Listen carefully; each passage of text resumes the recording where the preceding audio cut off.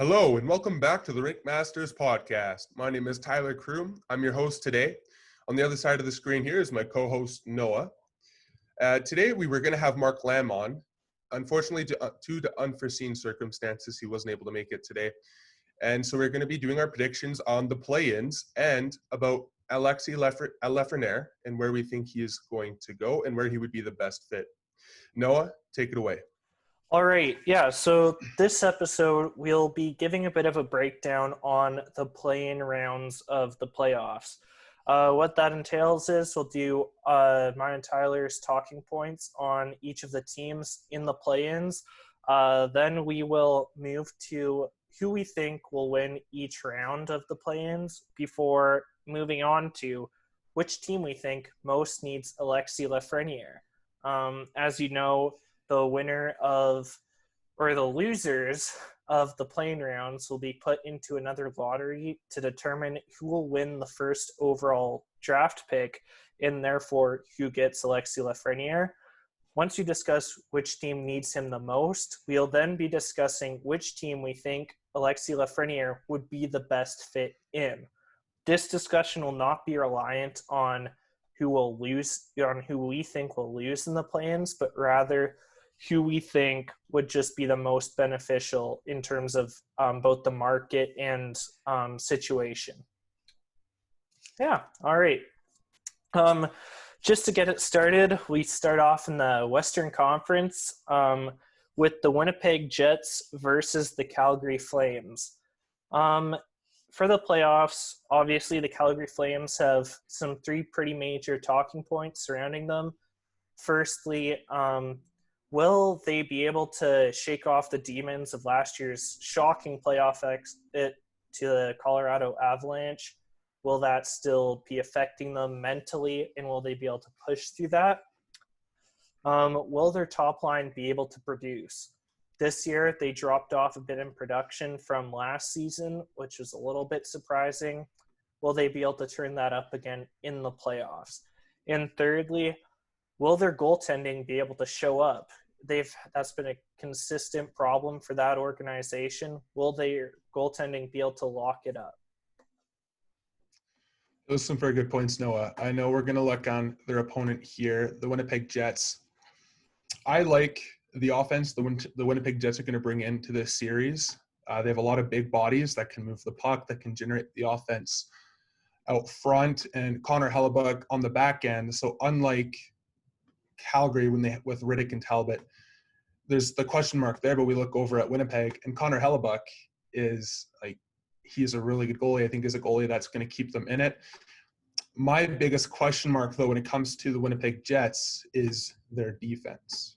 They're going to be they don't have Dustin Byfuglien, and they lost Sherratt and Myers. Those are three big bodies on the right side. So they've brought in DeMello, and Morrissey stepped up his game. So I think if the defense can be stable enough and Hellebuyck can make the timely saves, I like Winnipeg's chances. I'm going to take Winnipeg in 4.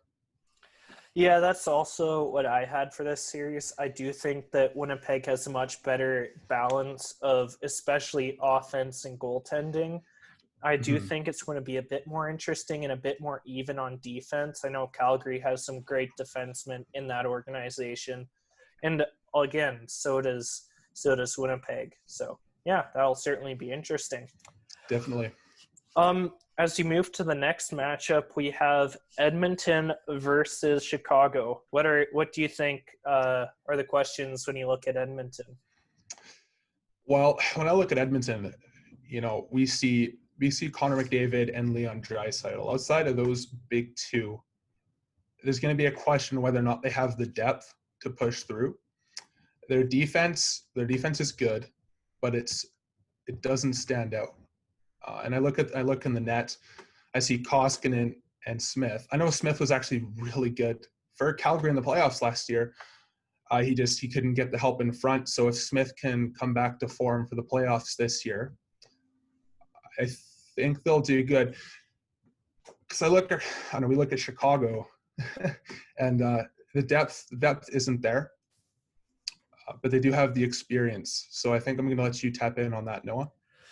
Yeah, you made a great point about Smith. I certainly, when I watched the games last year for Calgary versus Colorado, I know Smith really stood out. He was excellent. When you look at Chicago, you certainly have a team that is beaten up. They're older. They're much slower than Edmonton's team. For me, the biggest thing though is experience. When I look at Chicago's team, they very much have that experience. They've won a number of cups with their core that they still have there. Granted, it was 6 years ago their last cup, which is a long time, but I do certainly wonder if they can up that compete level. The next major talking point with them is injuries, especially in goaltending. Can Corey Crawford turn it around? He's definitely declined in the last few seasons, and he's been struggling with injuries. He was their goaltender in some of their cup runs, so can he turn it back on with this break that we've had due to the quarantine? And if he can, what will that actually look like? I know in my bracket I only have Chicago winning one game, but certainly it'll be interesting to see what they can do there.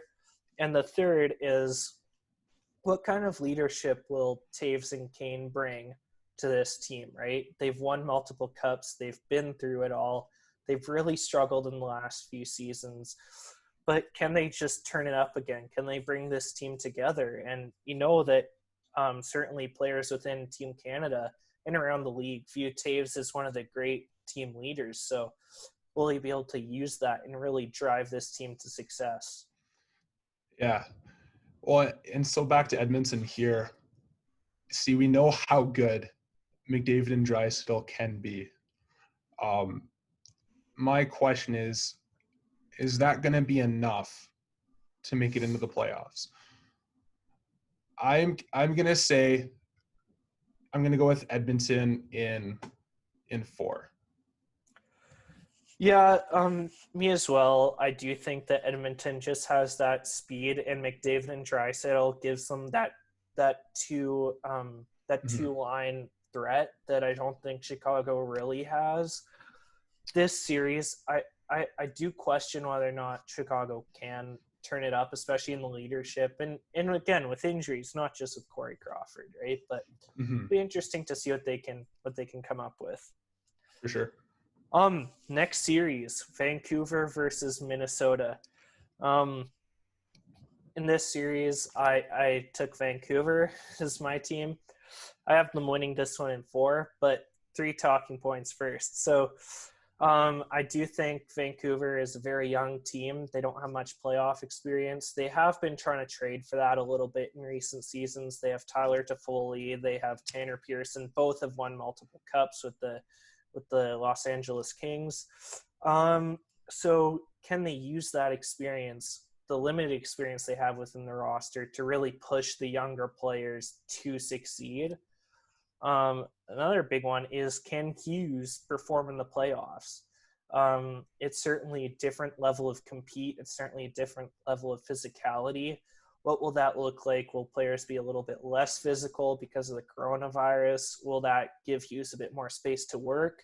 Or will it be very pounding on him like he's never really experienced yet in the NHL level? I know he's certainly impressed a lot of people. He hasn't been beaten up nearly as much as a lot of fans and experts thought he would. But yeah, will he be able to keep that up in the playoffs? It's certainly a different animal. And last, will this Canucks team, will Markstrom be able to keep his pace that he had in the regular season? He was the Canucks MVP. That was unquestionable. Will he be able to keep that pace going in the playoffs? It's been a number of months now, so you wonder, right? Can those hot streaks continue? And Markstrom is certainly one of those. Yeah. I really like the Canucks look going into the play-ins, but I mean, as mediocre as Minnesota has looked this year, they really did start to heat up near the end before they cancel the season or postpone it. Sorry, due to COVID-19. I I think this is going to be probably the most entertaining series because we're going to have 2 teams that are really looking to to prove themselves. Both teams were holding onto the wild card heading into this, and I really would like to see if Minnesota can really break out of that state of mediocrity. Because I look, you see, we got Eric Stahl, Zuccarello, Dumba, Spurgeon. So we have players there that can play. They are a physical team, and the experience is there in net.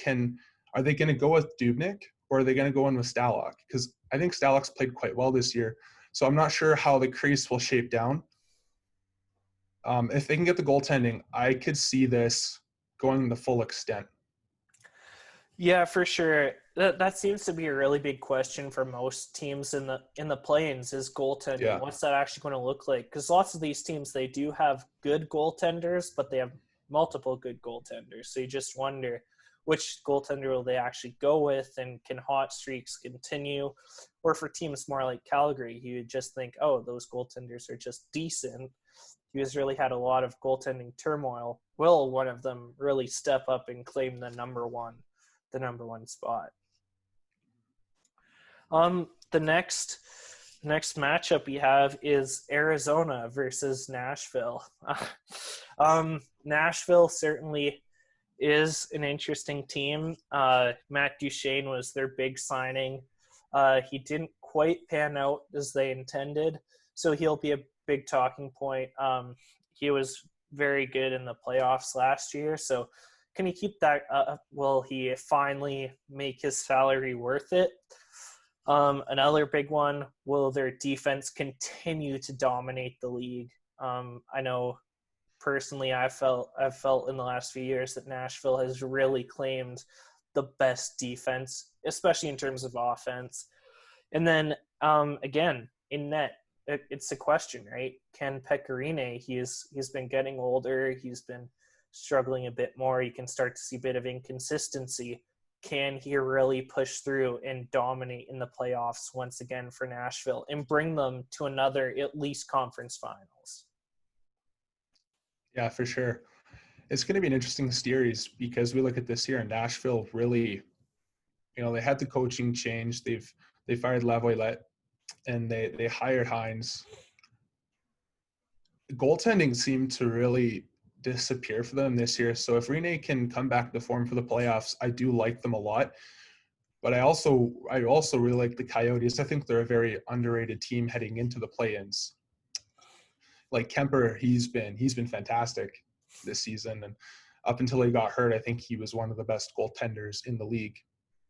I also really like Rick Tocchet and the system he coaches. It's a very physical team, and it revolves around the team. Not a lot of star players really stick out, but everyone plays to the best of their abilities, and I really appreciate that about that system. I would like to see if Taylor Hall can step up his game in the playoffs here and see if Minnesota can – not Minnesota – to see if the Coyotes can push themselves ahead of the Predators and into the first round of the actual playoffs. Who did you have winning this series? I like the Coyotes enough. I think I'm gonna go with the Coyotes, and this is a series I think that will also go to the full extent. Yeah, I also have Arizona in 5. I do think that the experience of Nashville that they've had in the last number of years will really help them, but I do think that Arizona is a very exciting team, and they could surprise. All right, so that wraps up the Western Conference. Certainly going to be some interesting series there. As we shift our attention to the East, starting with Toronto versus Columbus. Why don't you tell us a bit about Columbus here, Tyler? So Columbus for me is very similar to the Coyotes. They don't have a lot of players that necessarily stand out to you, but they have a very good team system. They're a very hardworking team, and they're very defensive minded. It's going to be an interesting matchup here because Columbus is so defensive minded, and they work for every goal that they get. I think that they could actually have some success against Toronto with that, because Toronto, like we've seen them have a lot of struggles with teams that play a really strong defensive game. I think that's a big reason why they've had a hard time getting past Boston. So if Columbus can really lock down the blue line and they can get those goals past Anderson, I like Columbus a lot in this one. Yeah, certainly what stands out for me with Columbus is I've heard reports too that they are one of the tightest locker rooms in the league. Like they're a very together team. So it'll be interesting to see how that pans out. Some major talking points that I have when it comes to Toronto is, will they actually be able to push through against really tough competition again? I certainly see a lot of the same issues arising that they've had with the Bruins in terms of grit and defensive quality in the Blue Jackets for this Toronto team. So will they be able to push through that and really achieve their potential in the playoffs? Another one is defense. This has been a constant concern, I know, for Maple Leafs fans. They finally thought they found the answer in Barrie, but it remains to be seen if he's actually the person that they needed. Will that defense core really be able to push through, lock it down, and really not allow many goals for Columbus? And then final point is on offense. Lots of criticism has been on Toronto for being too small, being too weak, not being able to get gritty enough and really fight for pucks, fight for goals. Will they be able to turn that up? Will you see Matthews continue his insane scoring run this season where he was one of the league's top scorers? Like, will he be able to keep that up? Will other players perform?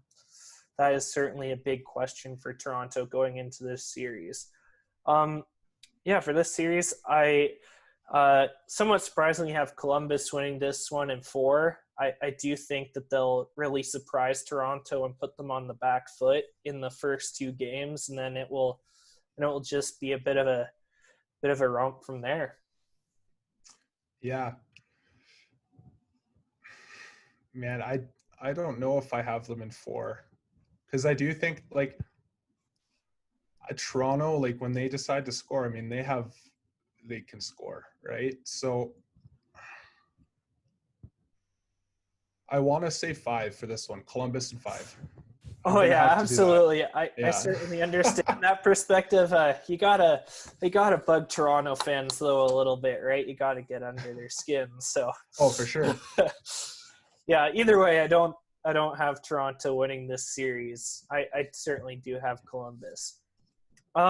Next series that we have to look at is Pittsburgh versus Montreal.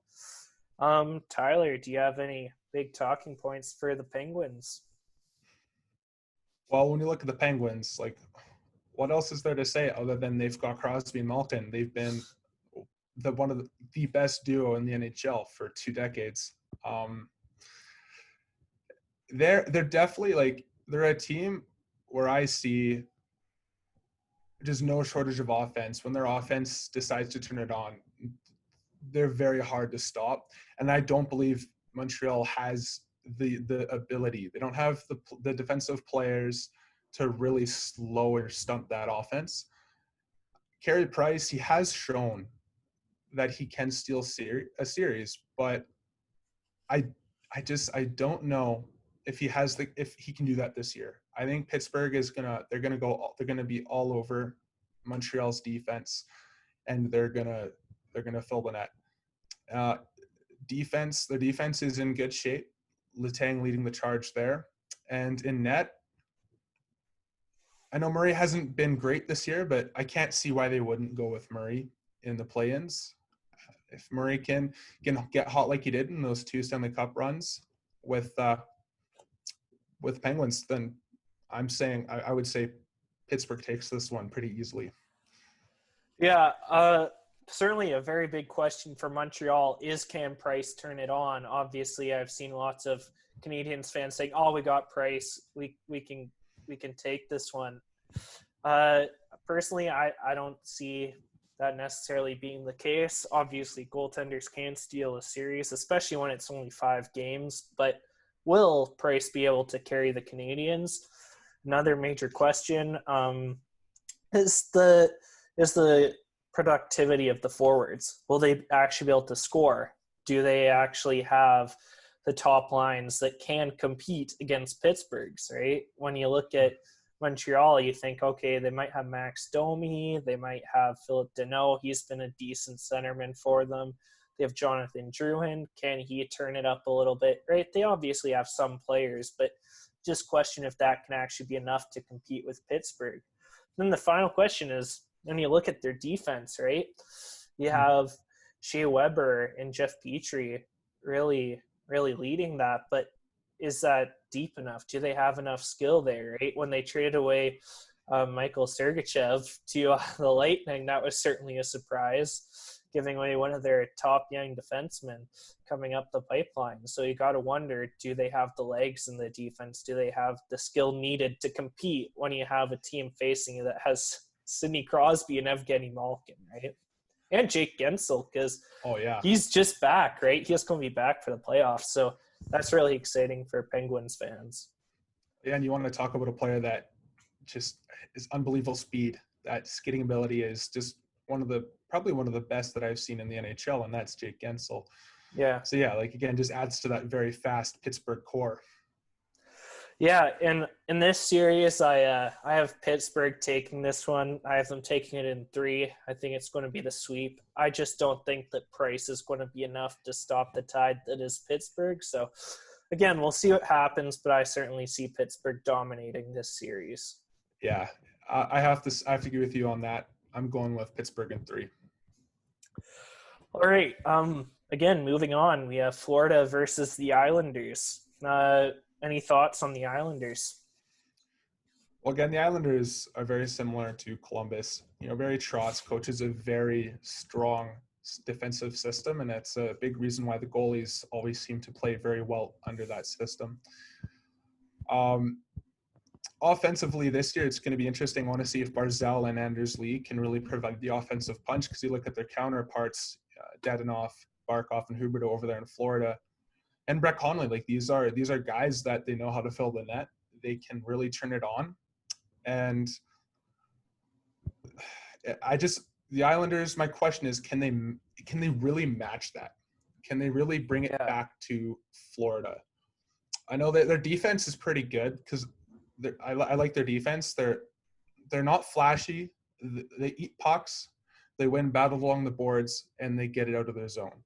And really, when you're Barry Trotz, you don't really expect anything more from your defenseman, right? So yeah, I'm not an Islanders fan. I don't like the way they play. Like, it's smart, but it's not exciting hockey. I don't think they're going to have the offense to get past Florida in this one, especially if Bobrovsky can really turn it on like he did for Columbus last year. Yeah. This series for me, there's a few really big questions for Florida going into this, right? Bobrovsky, he's the biggest one, right? He really turned it on last year for Columbus. He was excellent. He had a bit of a rougher season. Lots of people thought he wasn't worth his massive cap hit. I believe it was $10 million. Correct me if I'm wrong. It was $10 million. You got it. Yeah, right. And that's a very large cap hit for a goaltender, right? So you really need to play well, and lots of fans really thought he hasn't lived up to that this year. So will he really be able to make it worth that price tag in the playoffs? Another major talking point for Florida is the offense, right? Barkov had a bit of a quieter season. Obviously, he is one of the most underrated forwards in the league, in my opinion. But can he really turn it up in the playoffs? I know Huberdeau had a great season, but Barkov is certainly one of the unsung heroes of Florida, and will he be able to carry that team? Another very little talked about player is Brett Connolly on Florida. He was part of the Cup for Washington, and I might be a bit of a Prince George Cougars fanboy here, but I certainly have been very impressed with Connolly in recent years. He seems like a bit more of a late bloomer, but he's really been solid. He's been a solid third and second line player. He's been putting up good points, and I don't think he's been getting nearly the recognition he deserves. So will this be the year where he really helps drive Florida deeper into the playoffs and finally gets the recognition he deserves? Yeah, I agree. It's really nice to see Connolly really put himself in a good spot to be a top six forward. And it was a little concerning for a bit seeing him try to develop, and he'd been passed through a couple teams trying to make that jump. So yeah, I like what he's done in Florida so far, and he's another player that definitely just went under the radar. I think a lot, like in Washington, he was in the spotlight a little bit more, especially on the playoff run there to win the Stanley Cup. But yeah, in Florida, he's done really well. So if you can bring it in the playoffs again, like you did for Washington, you got secondary scoring, right? Yeah. In this series, I have Florida taking it in 4. I do think that they have too much offense. If Bobrovsky can turn it on, I think he's going to be practically unscorable. And then also, I do like Florida's defense. They have a really solid group. So, yeah, I have Florida in 4. Yeah. See, I do really like Barry Trotz's system. I think that system, if Varlamov can provide the saves, I think they'll put up more of a fight. I'm going to give this one to the Panthers, but I'm going to give it to them in 5.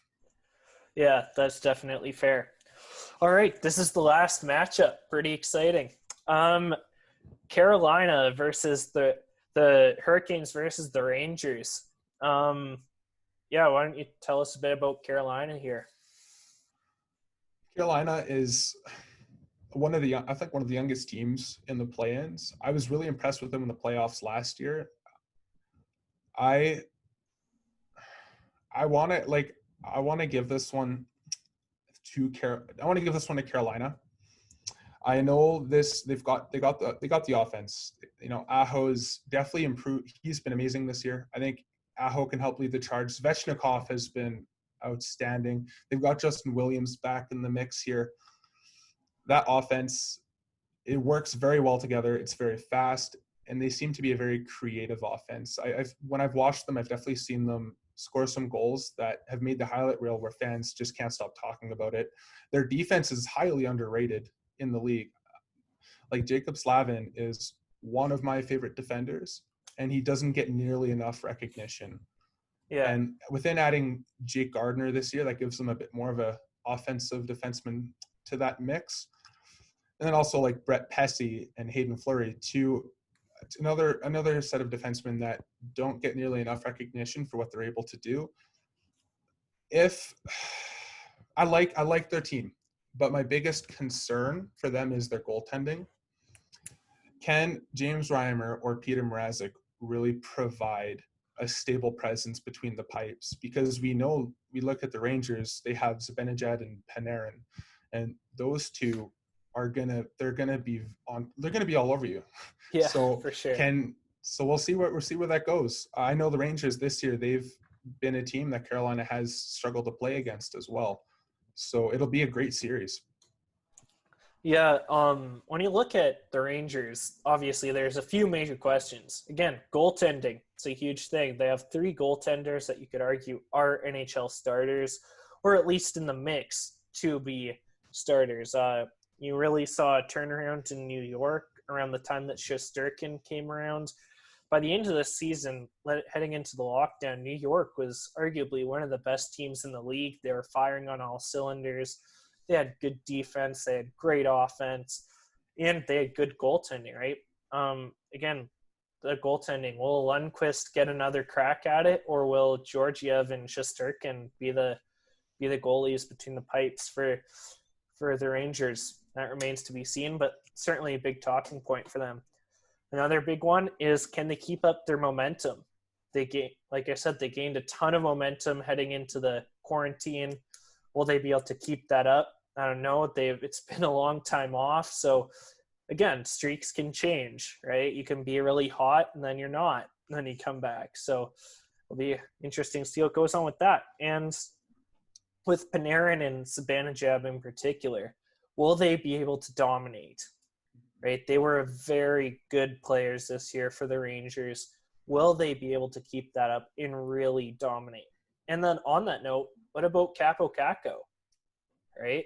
That's a good point. He was really hyped going into the season, but then he kind of disappeared a little bit, just fell off of everybody's radar again, like Jack Hughes. But it's more surprising because the Rangers did really pick it up at the end of the year, and you didn't really see anything around Capo Caco. So will he come into his own in the playoffs?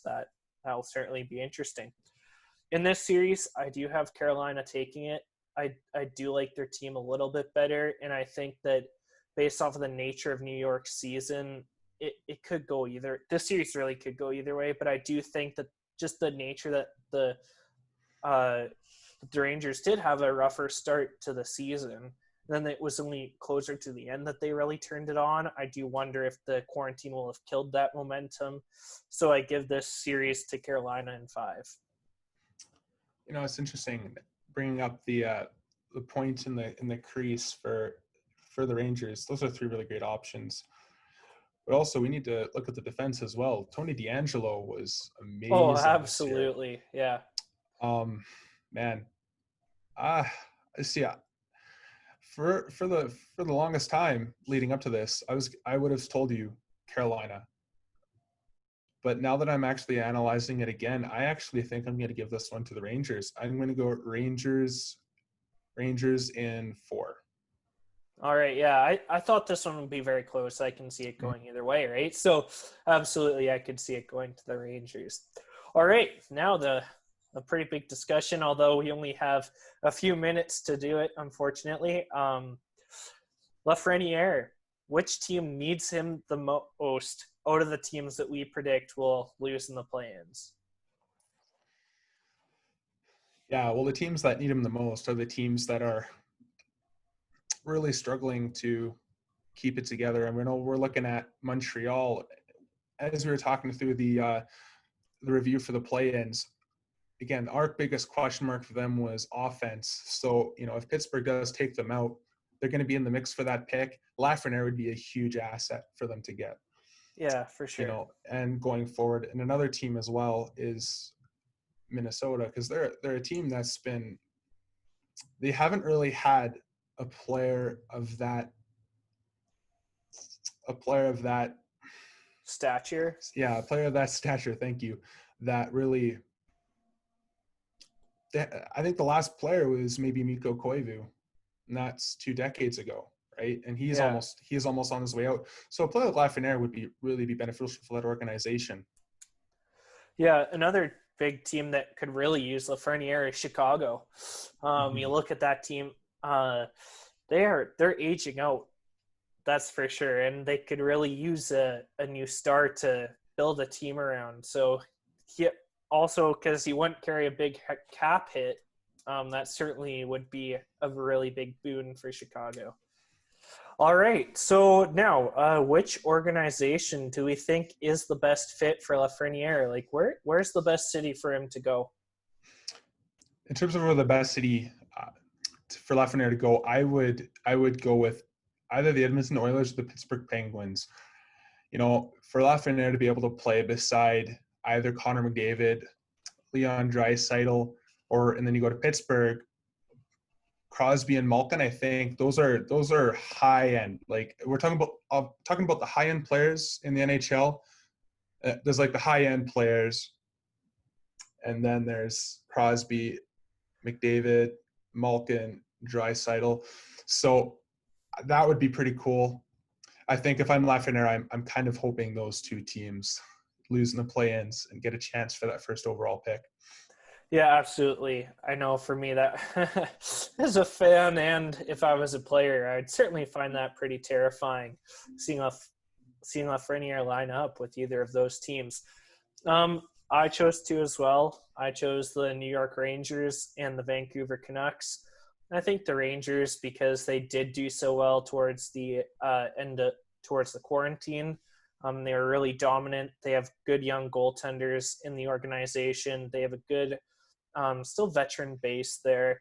And again, you have Panarin and Zibanejad, 2 great players that would give him a bit of cover, I think, from the media right at the start. Obviously, there'd still be a lot of pressure in a market like New York. But also with Capo Caco, you have two young stars that you can really build that team around. You'd have a chance to really be an anchor of a build there, right? Mhm. Building a champion. And then when you look at the Canucks, I think they're simply one of the best and deepest young teams coming up. You have great role players deeper down the roster. You have good defense coming up in the organization. You have Rafferty, if I remember correctly, and you also have Rathbone. You have good young goaltenders in Thatcher Demko and Michael DiPietro. That's really a positive thing, I think, if you're a player looking at an organization. Then on offense, their top six, if you got there, would simply be terrifying. You have a top line probably of still JT Miller, Elias Pettersson, and hopefully if they can keep him, Tyler Toffoli.